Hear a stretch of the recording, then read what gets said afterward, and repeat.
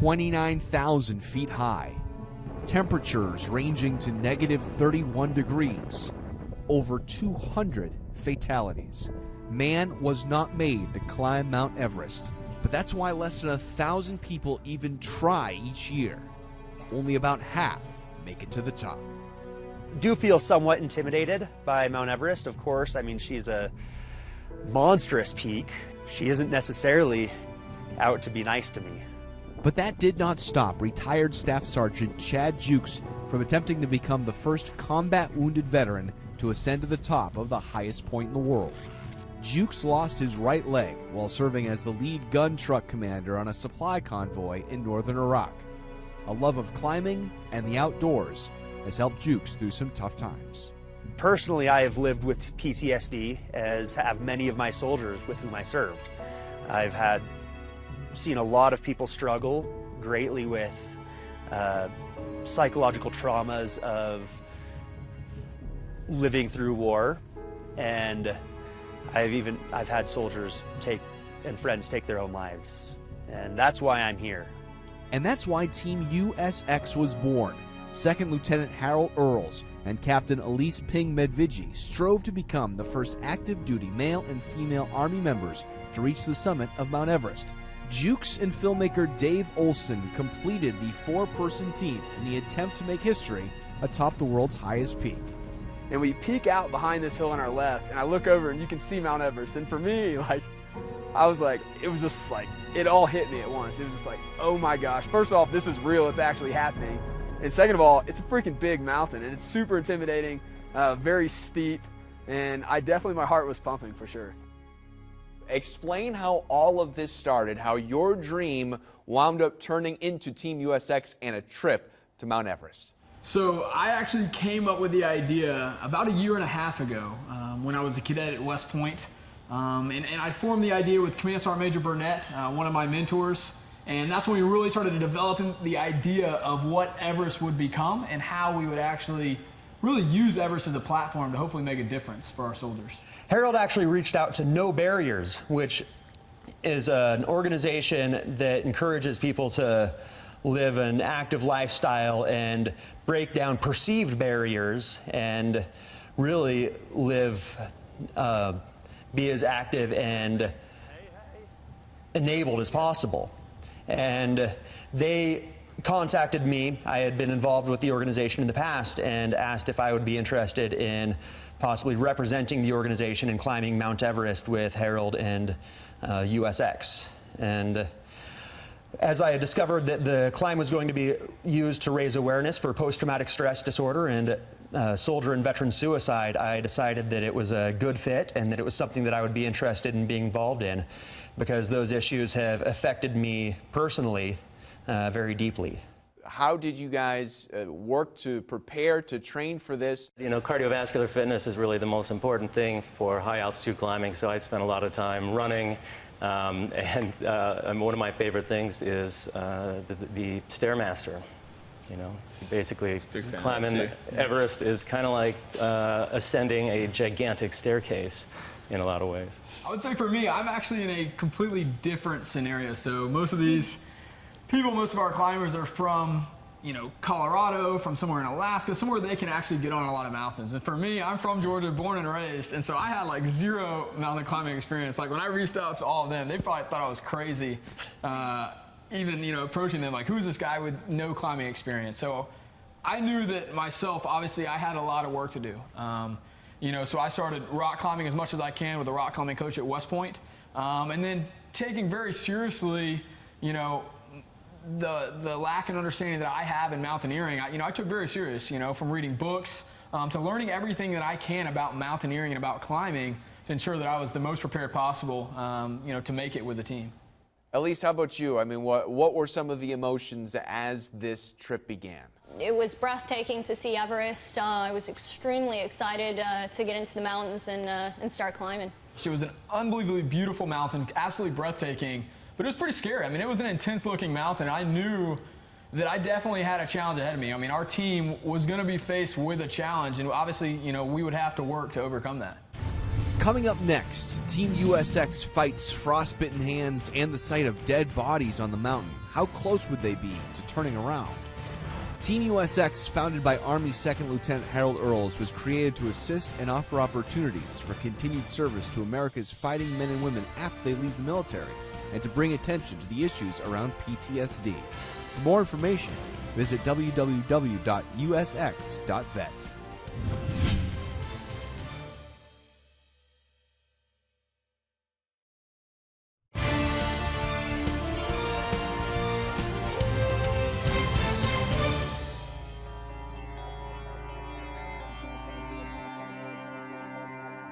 Over the last couple days, Everest has gotten a lot more snow on it than when we first arrived. When we first got here, it was a little bit desolate. You could see a lot of rock, but as you can see behind me, it's quite snowy. And now we're in a waiting game. So the weather is not good at all for the next week. The prediction is supposed to be a lot of snow, a lot of precipitation.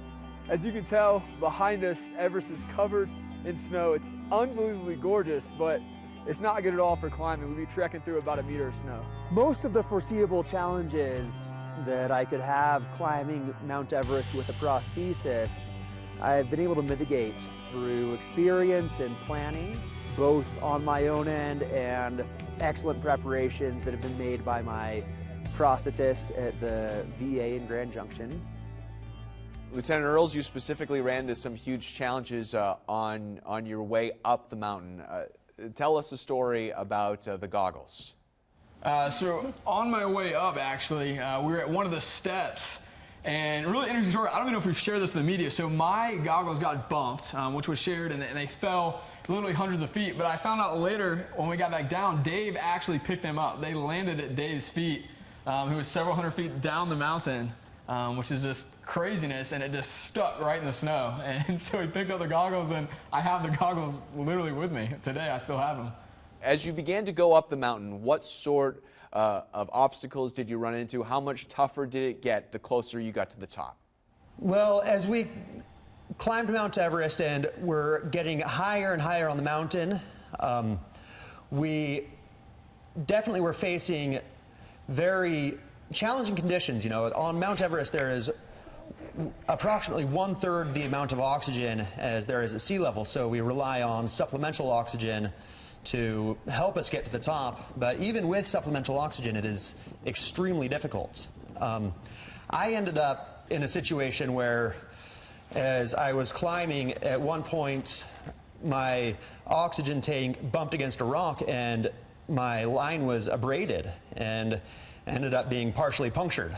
And as a consequence, I was losing a lot more oxygen than I was breathing, and I ended up running out of oxygen on my descent, which became extremely challenging. And the descent of Mount Everest was doubtlessly more challenging than getting to the top for me. And as I ran out of oxygen, I became extremely hypoxic, which means, you know, my body just didn't have the amount of oxygen that it needs to function, and so I became very slow and sluggish, and it became very challenging to descend the mountain. Chad, what does that feel like? We know that it's a different type of air up there. It gets tougher and tougher, but what does it feel like as you change that altitude? The really unusual thing about running out of oxygen is that it's a very sudden event. I was climbing with supplemental oxygen, so I was able to, you know, breathe a fairly decent amount of oxygen, and suddenly that was cut off. And so very quickly, as I would take a breath, I mean, it would feel almost like I was suffocating. You know, there was no air to breathe, really. I mean, it got scary at times. How close, at any point, did you think about stopping well, I know this was some issues that you had coming down, but did you, at any point on the way up, have the conversation that maybe we should stop this, maybe we shouldn't go all the way to the top? seeing dead bodies up there is it's definitely disturbing, and but I think that most climbers have to sort of tell yourself that that's not going to happen to you, and it's important, especially as you become more experienced, to really be well aware of exactly where your limits are and how much can you do, what can you endure, and you know, to try to make safe decisions and correct decisions while you're up there, and you know, that's really all you can do to try to prevent those sorts of things from happening. I mean, there's risk in every sport. We simply have to mitigate it. I didn't see any dead bodies personally. I really focused on you know, staying on the trail right in front of me the whole time. But absolutely, there's always risk, and especially in mountaineering. And I think something interesting to add to that is, you know, several of us saw some dead bodies, which is definitely gripping to see, you know, a dead body there. And I believe in total there were 7 climbers who ended up dying as a result of, you know, the expeditions over this past year. And while that's, you know, definitely a high number, and it definitely shows how dangerous it is, you know, the reason we were climbing was for post-traumatic stress and for shoulder suicide. And so what's just staggering is that 22 veterans a day take their own life. So during that same time period when 7 climbers, you know, died over the climbing season, over the past 2 months, there's more than 1,000 veterans that would die as a result of suicide and post-traumatic stress and struggling from that. So really, I think it shows the importance of really why we were climbing, and hopefully the difference that we were able to have in some soldiers' lives. Coming up next, why reaching the summit did not bring the joy some of the members of Team USX thought it might. The Veterans Crisis Line connects veterans in crisis and their families and friends with qualified, caring Department of Veterans Affairs responders through a confidential toll-free hotline, online chat, or text.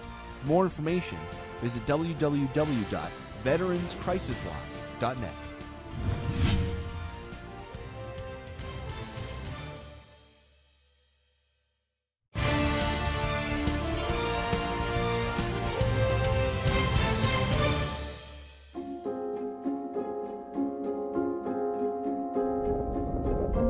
A lot of wind, a lot of snow, it was whiteout conditions, and just standing there in that line was super cold.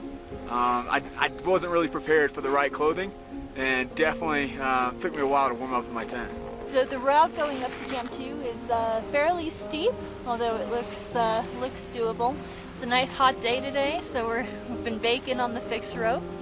You can see behind me beautiful Nepalese mountains. So yeah, it's quite scenic. The most difficult part for me is the fact that I'm such a novice climber and my form totally sucks. So where Chad, he's super efficient going up the mountain. Every step he takes is in the right direction. However, for me, I'll be sloshing around and sliding about trying to work my way up the mountain. That's definitely the most toughest part for me. So I have here a picture of PFC Keith Williams and Staff Sergeant Benjamin Crange. I'm going to bring them to the summit for their families. So we lost them in July of 2014 in Kandahar, province, Afghanistan. They got killed by a rather large IED. And in order to honor their memory and for their families, I'm hoping to summit with this picture. Can you describe to us what it's like when you do finally get to the top? What is it like up there? How much time do you have up there? And is it as rewarding as you thought it would be to get to the top? It's so funny. That's like what everyone wants to ask is, what was that feeling when you get to the top? Like, and you think it's like the most glamorous thing, to be completely honest, in the whole world. It's something that I've dreamed about for a really long time, and making it to the top. And don't get me wrong, the view was absolutely stunning. But to be honest, I know for me, at least personally, I was thinking about the descent back down. I mean, we had a lot of dangers, a lot of things that we had to face, and really it was quite cold when, you know, you're moving going up there, but then when you stop, the wind starts hitting you, the cold starts hitting you, and very quickly you start wanting to get back down and get off the mountain as soon as possible. Yeah, absolutely. The descent was the only thing I was thinking about on the summit. I mean, I certainly looked around and appreciated the view, but you know, the best mountaineers say going up is optional and coming down is mandatory, so I tried to keep that in mind. I mean, it was an amazing experience. I really tried to take some time and exist in that moment and appreciate the beauty that was around me. And it was just absolutely remarkable. Dave and I had a very unique experience in that we were alone on the summit, and it was very quiet. We really had it to ourselves, so that was a really unique opportunity, and it was really great to share that. Is everyone recuperated from all of the injuries? I got some very minor frostbite on my toe. You know, it's difficult, but I think that really through that ascent, you know, through the cold, through the bad winds is really what it came from. But I mean, I think with time it'll heal, you know, and hopefully I think in the end it's definitely, you know, worth summiting. And people ask that, like, oh, you got some minor frostbite, but was it worth it? And I would say absolutely. I mean, for not only the experience of making it to the top, but also for hopefully the impact that we were able to have on other people through what we were doing. For me, I ended up contracting minor frostbite on all of my fingers, and it's fortunately very superficial. There is new skin coming in underneath, and everything seems to be healing very well. The question of whether or not the summiting Mount Everest was worth the frostbite is a really good question, and I have a hard time answering that question right now, especially because I am not sure if this frostbite is going to leave me with nerve damage and whether or not it's going to in any way affect my future in climbing. Coming up next, the members of Team USX share what they take with them the most from their harrowing trip up and down Mount Everest. The Veterans Assistance Foundation is a veteran-founded and led nonprofit dedicated to overcoming veteran homelessness. For more information, visit www.vafvets.org.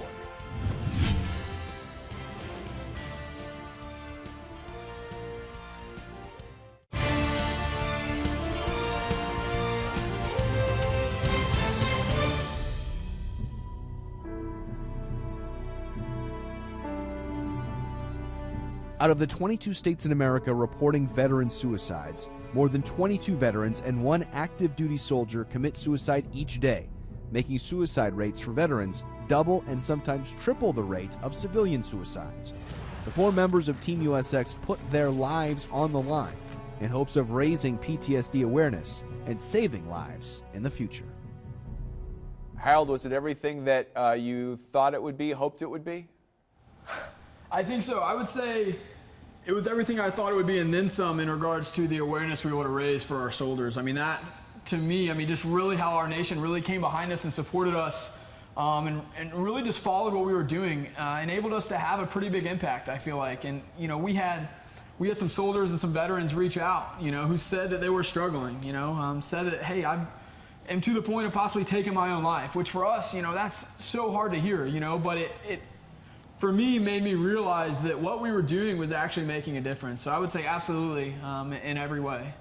I would say it was definitely amazing and very gratifying to be working up there as a photographer, trying to send back videos, send back photographs, and knowing that those were actually making it out into the media, making it on the nightly news, that interviews were being done, that the issue of PTSD and soldier suicide was being talked about and brought up, because it tends to fade from the public's view at times, and I think it's important to continue raising this issue because it is a significant toll on the veteran community.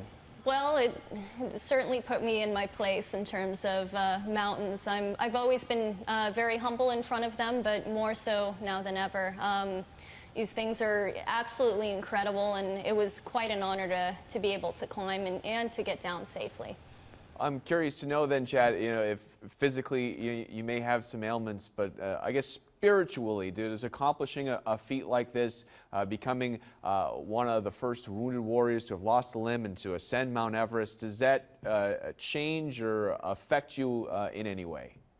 I think that having summited Mount Everest as a disabled veteran and as a veteran who lives with post-traumatic stress disorder, it has really reminded me that I have a responsibility to our veteran population, and I am really trying to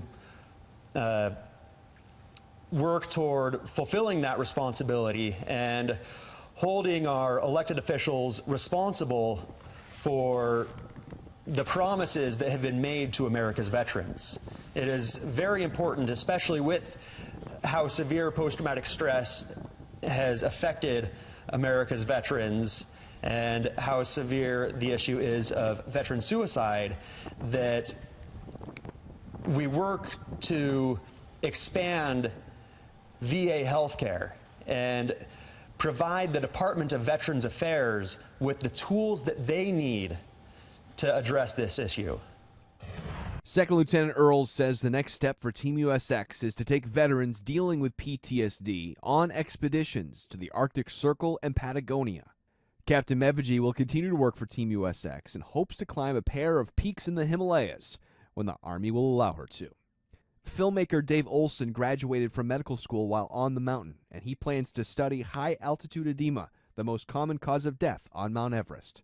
And retired Staff Sergeant Jukes says in the upcoming months he plans to lobby Congress to improve veteran affairs by hiring appropriate number of doctors and getting more mental health treatment into rural clinics.